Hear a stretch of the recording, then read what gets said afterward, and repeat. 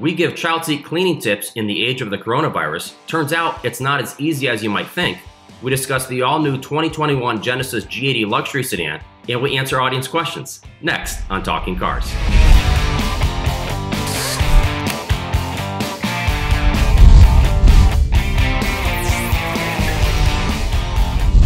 Hi everybody, welcome to another episode. I'm Mike Monticello. I'm Emily Thomas. And I'm Jake Fisher. So I want to start off first welcoming Emily to your first remote Talking Cars podcast. Thanks for joining us. Yeah, no problem. So, in case people thought they were going to be stuck with Jake, John, and myself for, the foreseeable future, we're actually going to bring in some fresh faces. So we're happy to have you here, Emily. And of course, we're happy to have all you folks out there watching and listening. We're hoping this podcast does give you maybe some break throughout the day for the not so great news that we're dealing with so much. With that, I actually want to start with you, Emily. So we're all dealing with this coronavirus situation, but Emily, you're in kind of a unique situation. Can you tell us a little bit about that? Yeah, so I today just am about 6 months pregnant. So that adds a whole new spin to the entire situation. Thankfully, I'm only about halfway through the pregnancy or a little over half, so I don't have to worry as much about, going into the hospital environments as people who might be further along in their pregnancies. And hopefully by the time it's my turn to do that, things will be a little bit better, a little bit safer. But really in terms of what I need to do to keep myself and the baby safe, it's pretty much the same as everybody else. Pregnant women, our immune systems are a little bit weaker, and so we are more susceptible to getting sick. So we do just generally have to be more cautious. But you basically follow all the same advice as everybody else. Cover your coughs and wash your hands frequently, use alcohol-based sanitizers, stay away from crowded places. So thankfully, my husband has been doing all the shopping for us, so I haven't actually left the house very much in the past few weeks. But I know that there are some stores nearby that have like that vulnerable person's like dedicated time for shopping. And they've also included not just the elderly, but also pregnant women in that time. So like if you had to go out, there are times that you can, but it's just the same kind of precautions that everyone's taking. Don't be around a lot of people. And you also are, one of our child seat testers. So you obviously have a wealth of knowledge about that. What about, cleaning, car seats? Is that something, is there a specific way that they should be cleaned? Because they are going to get, dirty. And of course, you want to keep everything as sanitized these days as you possibly can. Do you have any advice for people when it comes to cleaning car seats? Yeah, so I know the people are going to want to be able to just like Lysol their car seats to no end and, use as much antibacterial disinfectant type of cleaner on them. But you're really not supposed to do that, actually. So in checking in with a few of the car seat manufacturers, none of their recommendations about how to clean and care for their car seats has changed. All of them say to follow all of the product specific manufacturer instructions, which are available in your manual, or you can go to their website. You can often find it in their FAQs, or you can find your manual digitally. And it often includes things like, some covers are allowed to be machine washed. So you can throw them into your washing machine. It'll specify what temperatures, what type of detergent to use. You can use like a damp cloth with like mild soap and water to clean like the harnesses and the buckles, the car seat shell itself. But you're not supposed to use any harsh or abrasive chemicals like bleach or like, some sort of like antiseptic kind of chemical. So I know people probably would like maybe mentally feel better if they could use disinfectant type materials, but you really are going to degrade the materials that are in your car seat if you do that. So. Right. Now, this is you're about to have your second child, so you're an old pro at this. But what I meant emphasize more on pro, not old. What about for like a first time mom? Are there some suggestions you have for someone who hasn't ever dealt with a car seat, hasn't ever dealt with keeping things, especially these days, as clean and sanitized as you possibly can be? Do you have some tips that would make them get through that first child seat adventure because they're going to want to be able to do everything as much themselves and not have people around their baby. They want to figure it out early and often, right? Yeah, that's probably my biggest tip is to plan ahead. You don't really know when the baby's going to come. And, before we might have felt like we had a little bit more luxury of time and conveniences. But, if you already have your car seat at home, like you've already gotten it through your registry, or even if you haven't, I would say get it as soon as possible. And even though a lot of the car seat check stations aren't physically open, like you might not be able to go to a check station, a lot of them are offering like virtual seat checks. So if you check in with you can use NHTSA's website, the National Highway Traffic Safety Administration, their website, or Safe Kids website, to find a local technician in your area. And you can find out if they will allow you to set up a virtual appointment. And that's great because you can do it from your home, and they often use like FaceTime or Zoom or WebEx or some sort of virtual, environment to be able to teach you how to install your car seat and how to like properly harness. Because those are maybe the two things that like you really need to know and understand. Because don't forget, like to be able to leave the hospital with your new baby, you need to be able to show them that like you can harness the baby properly and you have a proper car seat for them, and it's installed correctly in the vehicle. So in some ways, I think like parents tend to be kind of intimidated by the whole car seat process, right? And there is a lot to learn, and you don't know it until you have to go through it, which is everybody. So, don't be scared. But the virtual appointment, I think, also allows you to be a little bit empowered, because if you were at an actual check station, you might be a little more inclined to allow the technician to like do the install or kind of like take over and make it like as perfect and you never touch it again. But this way you're kind of learning those skills yourself. So it could be a little bit empowering. And, the more that you know going into the hospital, the more comfortable you will feel at discharge time, So take the time now to practice with like how to adjust the harnesses and how to like, use the buckles and how to install it in your car. Have it already installed in your car. You never know when the baby's going to come. Just do it now. You're not really traveling a lot, so. Right.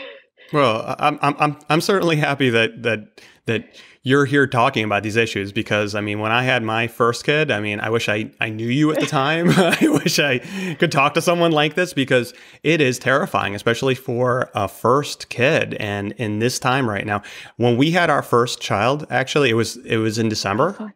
And we actually went down to the hospital, and it was the middle of a snowstorm, and it was false. We weren't ready. Like she was not ready. And at the time, the hospital says, well, you just want to stay here? That's fine. So we actually stayed in the hospital for a week waiting. And now that is not a possibility, because you want to get out of the hospital as quick as possible. They don't have the beds. You certainly don't want to spend your time there. So it's just adding that other layer of insecurity on top of that. And I just want to acknowledge that there probably are some people on the podcast that are not pregnant at the time. But some of the advice that you're talking about, it's possible. But the advice you're talking about is really important advice. It's the same kind of things that you need to consider all the time. So, I was just talking to my parents earlier this morning, and they're both, above 70, and they're terrified to go to the grocery store. Masks and everything, and Lysol and the whole thing, but they're terrified. And, you talk about, special times for elderly, but even that could be scary. And then you try to look at trying to get your groceries delivered, and sometimes you can't even find a time for that. They were actually able to find places where at the grocery, you could schedule a time, you could go to the grocery store, and they will load your car. So that's like the compromise that, so I think whether or not you're pregnant, or whether or not you're concerned about this, whether or not you have asthma, whatever it is, there are things that you can do to really mitigate the risks. Yeah, a lot of safety people are trying to make it as seamless as possible. So, they are making ways for you to be able to do things safely, understanding that, this is a really trying time. One of our coworkers FaceTimed me from a hospital parking lot one time because their friend just had a baby that came early and they needed to install the car seat. And so I'm on FaceTime at a conference trying to help them install their car seat. And that would probably be something else I would tell people. Find your manual digitally and bookmark it on your phone, because you're likely going to have your phone with you, right? Your child seat. You're talking about the child seat. Yes, your car seat manual. and have that ready to go. Just as many things as you can do to kind of prepare yourself for the unknown, right? But there's a lot of great resources. People are really trying to help and, make things available. Friends of mine at the Children's Hospital of Philadelphia, they just put out this really great rear-facing car seat video this week. And I think we can have the link available in the show notes. And it just kind of outlines, like, if you have a rear-facing like infant seat or a rear-facing convertible, how to install it in your car, how to adjust the straps, like all that kind of stuff. It's super great. And even on our own website on consumerreports.org, we have tons of free content available to help new parents with like installation and harnessing and how to use your infant seat safely and things of that nature. So lots of great resources for people. There's lots of great resources. And I think a lot of people are really, willing to help out each other at this time. And, it's very easy to get caught up in, seeing those, YouTube videos of people fighting over toilet paper and thinking everyone's out to get you. But the truth is that's not really the case. I mean, most people are out to help people. Whether or not it's FaceTiming a friend or another parent, trying to get advice. everyone is willing to help. I think, a few of us, Kelly and Jean, I think they're making face masks in their homes. I've been using my 3D printer to do frames for face masks, donating to the local hospital. We're all in this together. Yeah. So I think, asking for help is, there's people to help. Right. And it's really nice to see so many people. Like you said, Jake, there is, bad news out there, but it is really nice to see when people come together and just help each other out because they're good people. Let's move on to, usually we would do this week at the test track, but we're going to switch it up, or we're going to do this week virtually at the test track because Genesis just unveiled its 2021 G80 midsize luxury sedan. But what with auto shows being postponed or canceled, such as the New York Auto Show, Detroit Auto Show, Genesis unveiled the car online. And so it's kind of a different way of doing things, but we have all that information for you. So here's what we know about the new G80 so far. It's based on the same new platform for Genesis as the upcoming GV80 SUV, which is the first SUV from Genesis. And instead of either a regular V6 or a regular V8, the new G80 is going to have a choice of a turbo 4-cylinder with 300 horsepower or turbo V6 with 375 horsepower. Both engines will be paired with an 8-speed automatic transmission in either rear or all-wheel drive. It's claimed to be about 245 pounds lighter than the last G80, and inside it has a big 14.5-inch infotainment screen and will come standard with forward collision warning, automatic emergency braking with pedestrian detection, and blind spot warning. Jake, from what you've seen so far virtually of this car, what are you liking so far with this new G80? So the old G80 was actually the Hyundai Genesis. So that actually started its life as a Hyundai. So it kind of shows how old that is. It was before Genesis even existed as a brand. Right. The G80, the existing G80 is a great car. This new one looks gorgeous. Especially if you look at the interior shots of this vehicle, it just looks really nice. And, Genesis has been doing such a great job of making vehicles that are just really nice to drive, nice to be in, and actually easy to use too, which is kind of makes them almost unique in the luxury car market. In terms of controls, you mean like controls and infotainment system? Yeah. Absolutely. You look at Lexus, you look at Acura, BMW, Audi, they're all just putting on all this technology, and it just makes it almost a chore to actually use your car every day.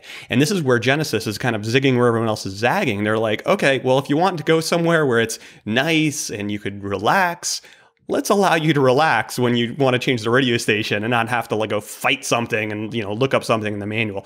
And it looks like they're going to be able to do that and also just make it look just top notch. So it looks great inside and out. I'm, pretty excited about it. Yeah. And, it's interesting because Genesis as a brand, in our most recent Consumer Reports brand rankings, which is our brand rankings, if people don't know, it averages it takes into account the road test results, the reliability, owner satisfaction. Basically, it's averaging the overall score of each model within a brand. Genesis ranked second behind Porsche out of all of the brands. So this is the real deal. Well, Genesis is absolutely the real deal, and they're doing really impressive when it comes to product. And I've said it before, they're kind of like operating with their hands tied behind their backs because, you know, this is another big sedan. And if you are paying attention, nobody's buying big sedans. Right. So when they come out with like a small SUV or something that's where they're really going to be doing well. Now, this is kind of, it has a sister, right? It's got the GV80 and it's the G80. Right. The GV80 is like the, think BMW X5. This is the SUV version of it. Very similar inside, actually. If you look inside the interior, there's a lot of shared componentry. But still, it's kind of like a more expensive, kind of larger vehicle. The G70 is the kind of like the BMW 3 Series competitor. I know we really like driving it. It's wonderful to drive. What they need is the GV70. That is the vehicle, smaller SUV. Yeah. That's the one that's going to really just make the volumes increasing. You're going to see Genesis all over the place. Right. Doc Ems, so, I know you've driven some of the Genesis vehicles we've had at CR. What aspects have you liked about the cars you've driven? I think you particularly liked the G70, didn't you? Yeah, I really liked our G70. And it's funny, Jake, that you said that the G80 is the original Hyundai Genesis. Because when I first started working at CR, we had the Hyundai Genesis. And that was like my first introduction to it. I didn't even know the Hyundai had like a luxury car. And I absolutely loved that car. And I remember I had it for like a long weekend when my brothers came up and they were just like, why did you bring this? Like they were not into it at all because nobody knew really that this was like a fancy luxury vehicle. And I think that's still kind of the case because like my husband and I will like argue about this all the time. Like he is like Audi through and through. And I'm like, I'll take a Genesis for like lower price, but I can still get all the luxury and all the safety equipment that I want standard and have easy controls and everything that I just love about that car. And it is beautiful. Like I'm not usually super car enthusiasty, but it is such a pretty car. Well, like yeah, and the features that you were talking about, that's one of the key things about, all of the Genesis products, especially the G80 and the G90, is that, the G80 would come in about $10,000 less than most of its competitors, like Audi A6 and a BMW 5 Series and Mercedes E-Class. But Emily, when you're out there driving around in, say, a G70, are you finding that, when you bump into people, whether it's friends or people on the street, do they even know what a Genesis is? Not usually. They'll be like, oh, that's a really nice car. What is that? And I'll be like, oh, it's a Genesis. And they're like, wait, what? Because they're expecting me to say something totally different. Right. I think I pulled up at the daycare and the daycare is always confused because I have a different car like every week. And so they were just like, they thought it was some other completely different like high-end brand, and I was like, no, this is a Genesis, and they were totally floored. Right. So it is kind of fun in that way because you drive it around, people don't know, but they are definitely intrigued because they've done a great job with the styling of the vehicles. Yeah, they've done it. Yeah. The only thing I didn't like about the G70 was for our family needs, it was a little cramped for us. The rear seat. Yeah. Like Micah's car seat, he's in the big monster car seat right now. And so it takes up a lot of room and it just kind of it felt tight in the back. So I think, the G80, with what I read from the press release and saw, like it's supposed to have even more room interiorly than it did before. So that kind of excited me because I was like, okay, I still get all the features and stuff that I like about the Genesis brand with additional like backseat room, which I think will be great. Yeah. So I'm super pumped for when we buy one. Hopefully. Absolutely. Well, that was my next question, Jake, as director of testing. Do you see CR buying both the GV80 and the G80, or will we have to make a decision between one or the other since they're based on the same platform? And, we can only buy so many cars a year. What do you see us doing? We're buying both. Oh, yes. That's fantastic. It's happening. That's fantastic. And we're definitely buying a GV70 when it comes out. Product planners at Genesis, if you're paying attention, we need a G70 with more rear seat room and more room. Anyway, I'll just leave it at that. That's fantastic. Folks, make sure you go to consumerreports.org. Check out our full preview story of the 2021 Genesis G80. So now let's move on to audience questions. Of course, we want to remind you folks out there, first of all, we always love hearing from you, but especially now, maybe some of you like us are working from home. Maybe you have a little more time at home. So if you're thinking about a question for us, well, send it in. Or if you have a comment, whether it's good or bad, obviously send the bad ones to Jake, send me the good ones. But The best way to reach us is talkingcars@icloud.com. Send us their questions, comments, 30-second video clips. And speaking of video clips, that's our first question today. It comes from Steven in Fort Wayne, and he wants to know if he got bamboozled by his dealer. So let's check that out. Hi, Talking Cars. Big fan of the show. Got a quick question. Our family chariot is a 2011 Honda Odyssey van with about 150,000 miles.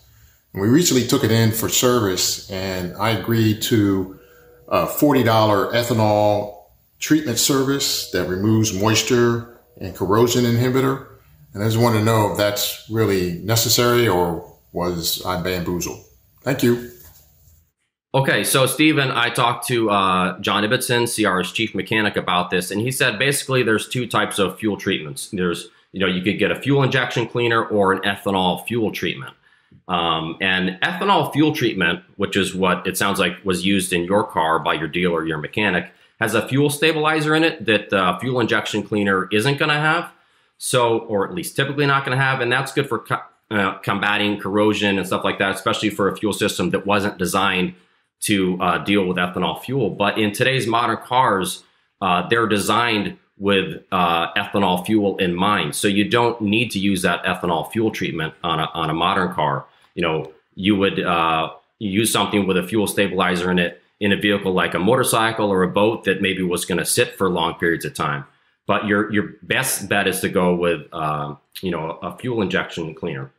So long story short, you could have just gotten a bottle of fuel injection cleaner and poured it into the tank yourself. John recommends doing that about every 30,000 miles or so to keep your fuel injection system clean. You can do it while you're filling up your car. So did you get bamboozled? Well, here's the thing.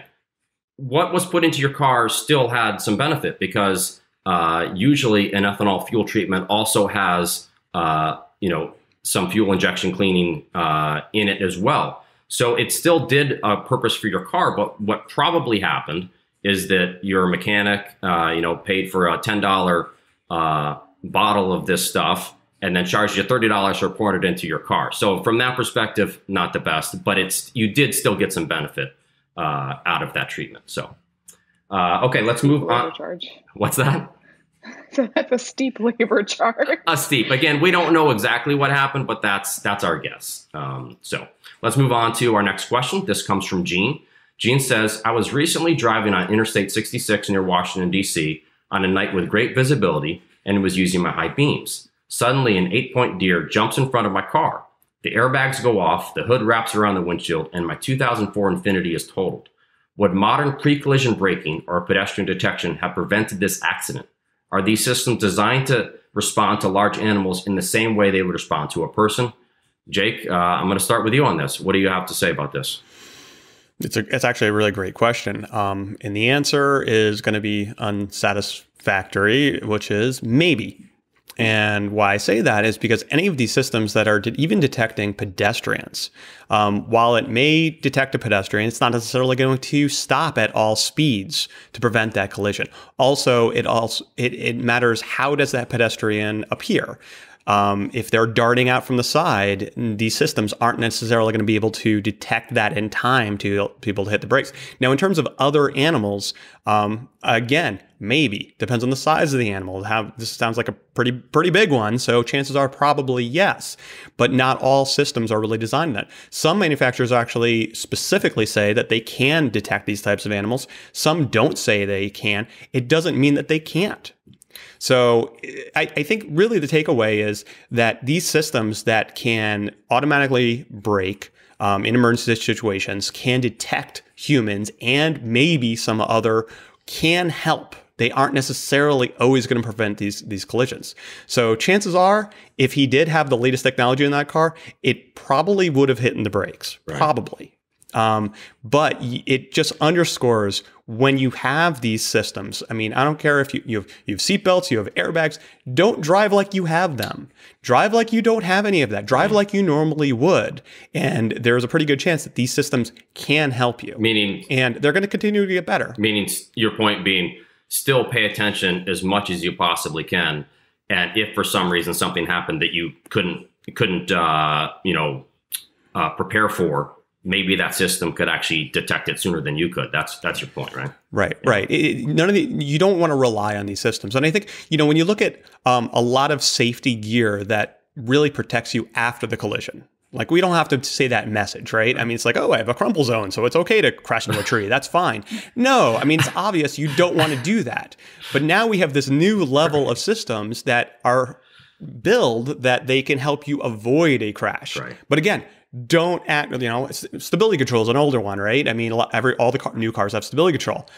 You can't just go drive off the road and say, well, I got stability control, it's going to save me here. No, right. Drive like you don't have it, right. And you're going to be safer that way. No, great tip. Okay. Next question comes from Paul in California. Paul says, how frequently does IIHS, or the Insurance Institute for Highway Safety, test for existing model year automobiles? Some cars haven't been updated in years, and I wonder if manufacturers improve crash safety for existing models. Crash testing is really expensive. So for Consumer Reports, we don't crash test the vehicles because there are other consumer information programs that do that, and it's very costly. Emily, how does that relate to child seat testing? I mean, is it the same principle that if a child seat manufacturer updates their seat, do they automatically let you guys know, and then the seat gets retested as soon as possible? Oh, yeah, absolutely. But for child seats, we actually do crash test them, but it's still a really expensive endeavor. So you can't just be retesting seats all the time for no good reason, really. If they make changes, though, and they really believe that it's going to improve their performance, they will absolutely reach out to us and tell us. And, we'll add it into the matrix. Jake, what's your answer for this? Actually, the IIHS, they do very similarly to how we do. When we test a car, if we go out and test a Camry and the next year nothing really changes, we're not testing another one that's identical. We're going to propagate those scores. We're going to say, oh, the 18 is the same as the 17, right. So we're going to carry them over. So that is the way that happens. So if you see something that hasn't been tested it doesn't mean that those scores don't apply to the newest ones. They will propagate those forward. That's basically how it works. Gotcha. Okay, good stuff. Well, that's going to do it for this episode. Click on the links in the show notes if you want to learn more about the cars and the topics we discussed. Don't forget to send those questions, comments, 30-second video clips to talkingcars@icloud.com. As always, thanks for watching, and we'll see you all next week.